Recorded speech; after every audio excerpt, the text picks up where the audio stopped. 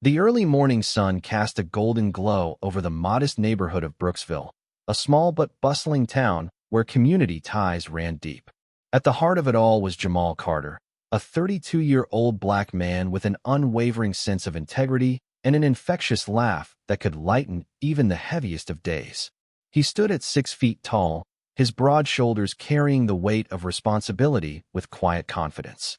His deep brown eyes, filled with determination, told the story of a man who had seen struggle but refused to let it define him. Jamal had spent the last 5 years running his own small auto repair shop, Carter's Auto Solutions, a local business that had become a staple in the neighborhood. He wasn't just a mechanic. He was a problem solver, a mentor to young men trying to find their way, and a provider for his mother, Denise Carter, who had single-handedly raised him after his father's untimely passing. Despite his responsibilities, Jamal made time for the things that truly mattered. His weekends were dedicated to coaching youth football at the local park, teaching kids not just how to play, but how to navigate life with discipline and respect. He believed in hard work, honesty, and the idea that a man's word was his bond. But despite his efforts, Jamal was no stranger to racial bias. He had been pulled over more times than he could count, questioned for simply sitting in his own car outside his shop, and followed around in stores like he was a thief. It was exhausting, frustrating, but sadly, expected. Jamal's day always started the same way.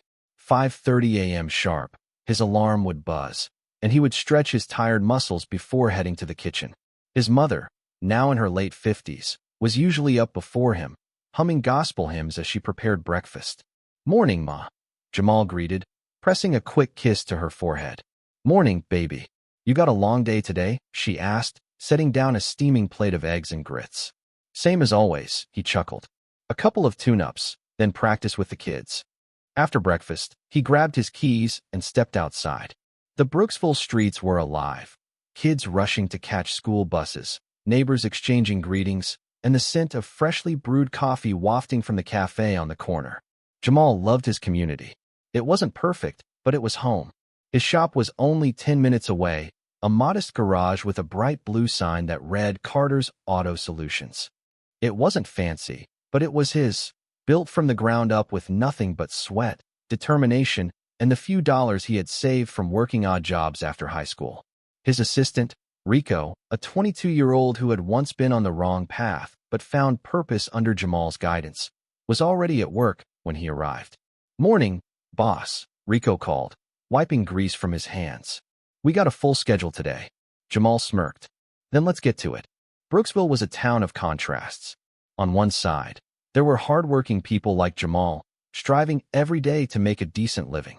On the other, there were those who saw black men like him as threats, no matter their success, kindness, or contribution to society. The police in Brooksville weren't known for their fairness. While some officers were decent, others treated black residents like criminals first and human beings second. Jamal had grown up with an understanding of the unspoken rules. Don't run in public, always keep your hands visible when speaking to police, and never, ever argue back. It didn't matter if you were right. It only mattered who had the power. Jamal had seen it happen too many times. Friends harassed, young boys falsely accused, and fathers humiliated in front of their children. He had even experienced it firsthand more than once, but he had always kept his head down, choosing dignity over confrontation. But that day, things would be different. As Jamal finished up an oil change that afternoon, he glanced at the clock.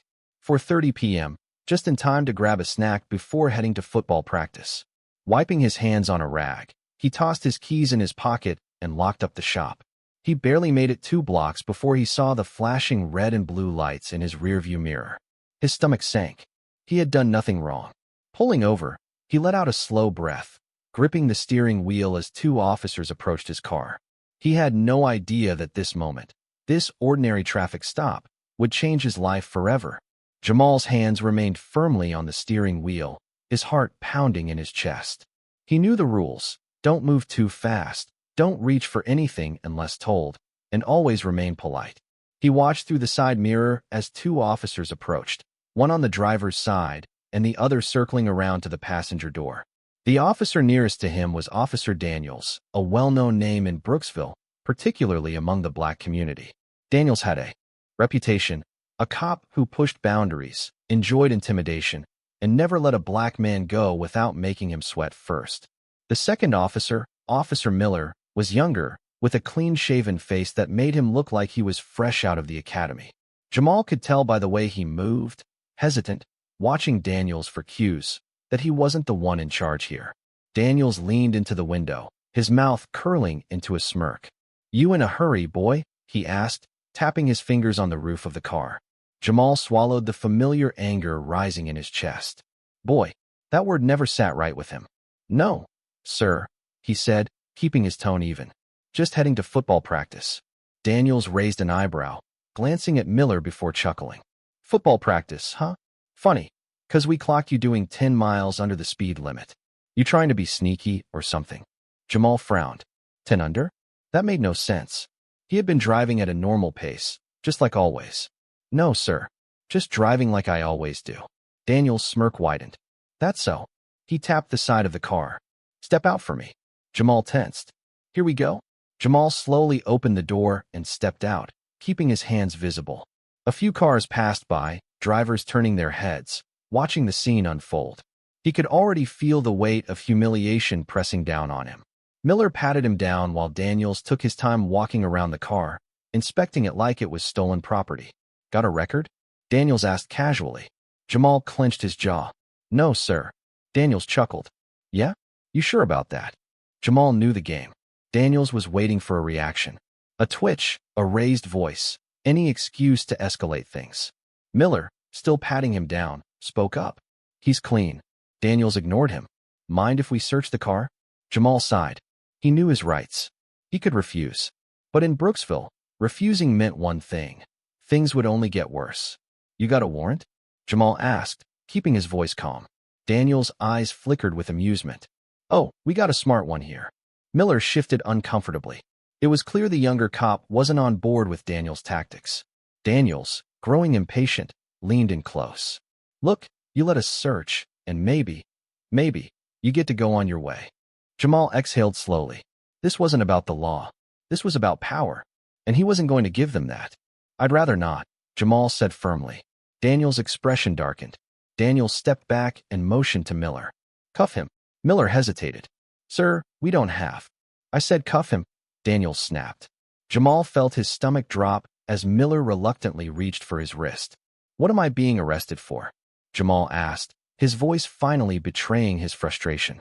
Daniels grinned. "Obstruction." A laugh of disbelief escaped Jamal's lips. "Obstruction? For what? Standing up for himself?" The cuffs clicked around his wrists. By now, a small crowd had gathered. People pulled out their phones, recording the scene. Some murmured in frustration. Others shook their heads. Jamal's anger burned, but he bit his tongue. He wouldn't give Daniels the satisfaction of reacting. Instead, he spoke one sentence that changed everything. "You just made a big mistake." Daniels chuckled. "Oh yeah? And why's that?" Jamal looked straight at him. "Because my lawyer is going to eat you alive." Daniels hesitated for the first time. The smirk faltered, just a little. "Lawyer," he scoffed. "What? Your cousin got a degree." Jamal smiled for the first time that day. "No," he said. "But my lawyer happens to be one of the best civil rights attorneys in the state." Daniel's jaw tightened. Miller's expression shifted from discomfort to concern. The crowd watching grew more interested. Jamal had played his card. And for the first time, Daniels looked like he had miscalculated. Because this wasn't over. It was just beginning. Jamal sat in the cold, gray interrogation room of the Brooksville Police Department, his wrists still bearing faint red marks from the handcuffs. The steel chair beneath him was uncomfortable, the fluorescent lights buzzing overhead like an annoying insect that refused to be ignored. He wasn't charged with anything yet, but he knew the drill. They wanted to break him down before making their next move. Officer Daniels stood near the door, arms crossed, while Officer Miller leaned against the wall, staring at the floor. "Let's cut the act, Jamal," Daniels said, smirking like he already won. "You're making this harder on yourself. You had something in that car, didn't you? Drugs? A stolen weapon?" Jamal exhaled, forcing himself to remain calm. This was all a game to Daniels, a power play. "I already told you. I did nothing wrong," Jamal replied, his voice steady. Daniels laughed. "See, that's what they all say. You people." He stopped himself and grinned. "I mean, guys like you. Always think the world is out to get you. Jamal's fists clenched beneath the table, but he didn't take the bait. Miller, who had remained silent, finally spoke up.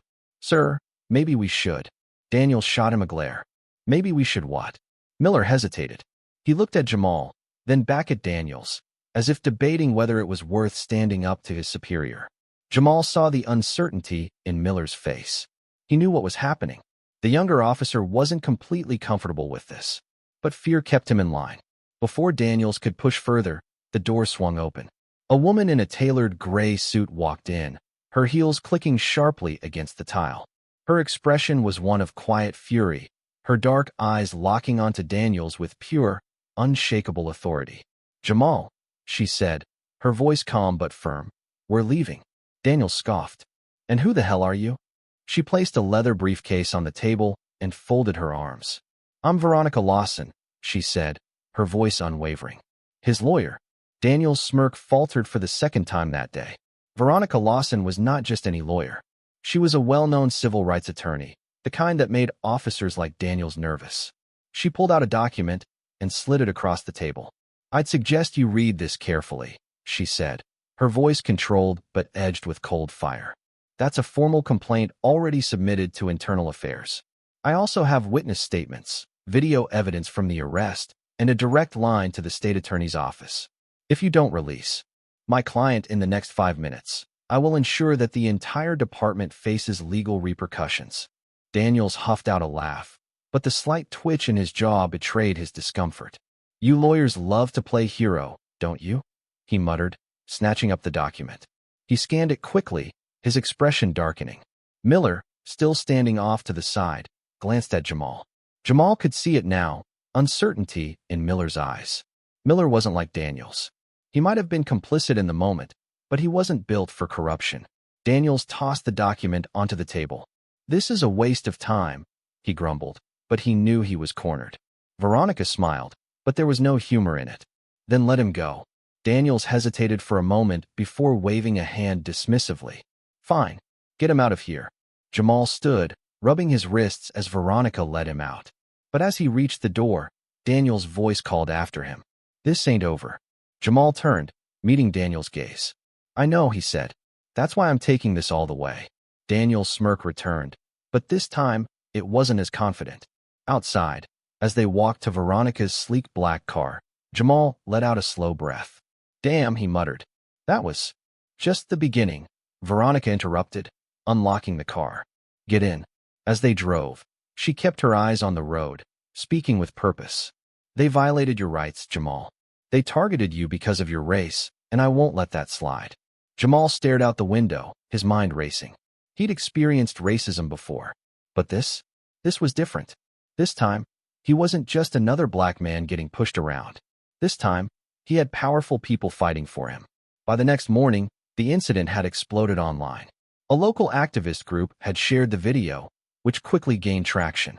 Hashtag Justice for Jamal began trending, and within hours, news outlets were picking up the story. Brooksville PD under fire for racial profiling incident. Football player detained without cause, lawyer fights back. Jamal's phone buzzed nonstop, texts from teammates, friends, even old classmates he hadn't spoken to in years. One text stood out. Coach Davis, proud of you, kid. You didn't back down. Jamal sat at the kitchen table, his mom across from him, looking both worried and proud. You sure you want to go through with this? She asked. Filing a lawsuit, putting yourself in the spotlight. Jamal met her gaze. They humiliated me, he said. How many times has this happened to people who didn't have a lawyer like Veronica? She sighed. Too many. He nodded. Then it's time to fight back. But just as Jamal began to feel like he was taking control of the situation, a new problem arose. A black SUV had been parked near his house for the past 2 days. It never stayed long, but it was always there, just lingering. At first, Jamal thought he was imagining things. But on the third day, as he and Veronica left a meeting with the activist group, he saw it again. Same car. Same tinted windows. Veronica noticed too. She exhaled sharply, muttering, They're watching us. Jamal's stomach tightened. Daniels. The police weren't done with him yet. And now? It wasn't just about a lawsuit anymore. It was about his safety. And he wasn't sure what they would try next. The SUV was still there. Jamal stood at his window, staring at the dark-tinted vehicle parked across the street. It had been following him for days now, showing up at random hours, never staying long, but just enough to let him know he was being watched. His heart pounded. He wasn't a paranoid person, but this was different. His phone buzzed. "Veronica, stay inside. I'm on my way." He clenched his jaw. He wasn't going to live in fear. Before he could overthink it, he grabbed his hoodie, threw it over his head, and walked straight out the front door. The air outside was cold and heavy with tension. Jamal stepped off the porch, his hands balled into fists as he crossed the street. The SUV's engine hummed quietly. No one moved. The windows were too dark to see inside, but he knew someone was in there. Jamal stopped right beside the driver's side. His reflection in the dark glass stared back at him. "Who are you?" he demanded, his voice firm. No answer.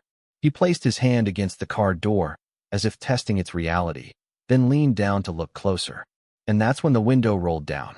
A white man in plain clothes sat in the driver's seat, expression unreadable. Jamal recognized him instantly. It was Officer Daniels.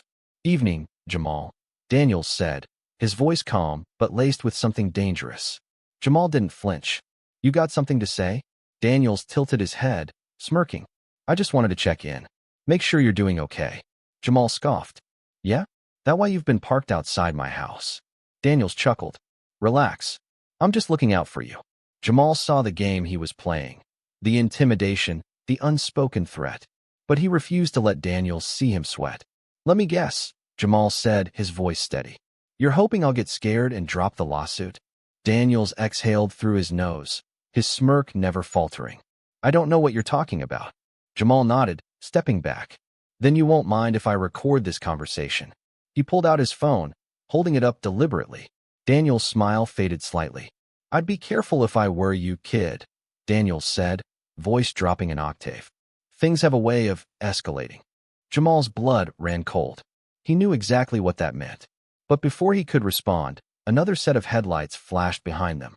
A second car pulled up, and Veronica stepped out, phone in hand. "Officer Daniels," she said, her voice calm but deadly serious. "I suggest you leave before I call the Attorney General's office." Daniels' jaw tightened. For a moment, no one moved. Then, without another word, Daniels rolled up the window and drove away. Jamal exhaled sharply. His hands were shaking. But he wasn't scared anymore. He was angry. And now, he was ready to fight back. The next morning, Veronica filed an official lawsuit against the Brooksville Police Department. Within hours, news stations exploded with headlines. Brooksville PD under investigation for racial profiling and harassment. Civil rights attorney takes on corrupt officers. The lawsuit named names. Daniels, Miller, the entire department's failure to address racial bias. Then came the real twist.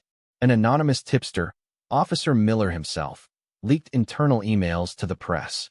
Emails that proved Daniels and several officers routinely targeted black men for random searches and arrests. The city was in an uproar.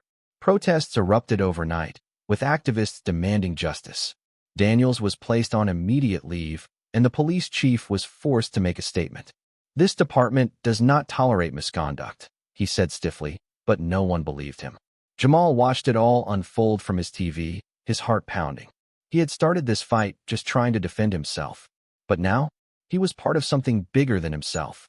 A few days later, Jamal received an email from someone unexpected. "Officer Miller." It was short. "Jamal, I should have spoken up sooner. I let Daniels push things too far. I'm sorry for not stopping him. I'll testify if needed." Jamal stared at the screen. He hadn't expected an apology, and he definitely hadn't expected Miller to switch sides. He didn't forgive him, not yet.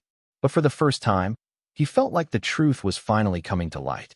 And now, it was only a matter of time before real justice was served. The days that followed were a blur of legal meetings, media interviews, and growing public pressure. What started as Jamal's personal fight had turned into a citywide reckoning. The lawsuit shook the police department to its core. Daniels was officially suspended, pending investigation. The police chief, trying to salvage his own reputation, announced sweeping reforms, including new oversight committees and mandatory bias training for officers. But Jamal didn't trust their words. Not yet. Because real justice? It wasn't just about promises. It was about accountability. And that moment came when Officer Daniels was arrested. The body cam footage, which had mysteriously disappeared before, was found and leaked to the public. It showed everything. Daniels mocking Jamal in the holding cell. The other officers laughing, treating him like a joke. And worst of all, the moment Daniels threatened him, saying, "People like you never learn until we make you." The footage went viral overnight. The very next morning, Daniels was charged with civil rights violations, misconduct, and evidence tampering. It was a small victory, but a victory nonetheless. Sitting across from Veronica in her law office, Jamal exhaled for the first time in weeks. "We did it," he said, voice tinged with disbelief.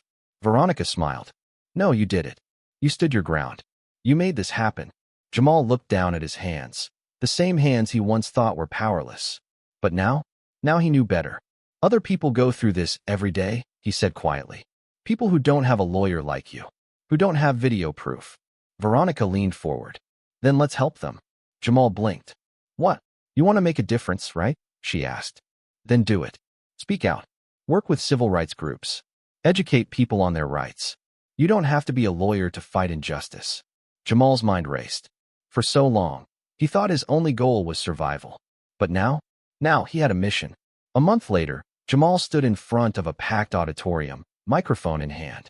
The event was hosted by a local advocacy group, one that had fought for police reform for years. Jamal had been invited as a guest speaker, and as he stood there, looking out at faces full of hope, frustration, and determination, he realized this wasn't just about him anymore. Taking a deep breath, he began. "My name is Jamal Carter, and for years, I believed that no matter what I did, no matter how good I was, people like me would always be treated as less than human." The room fell silent.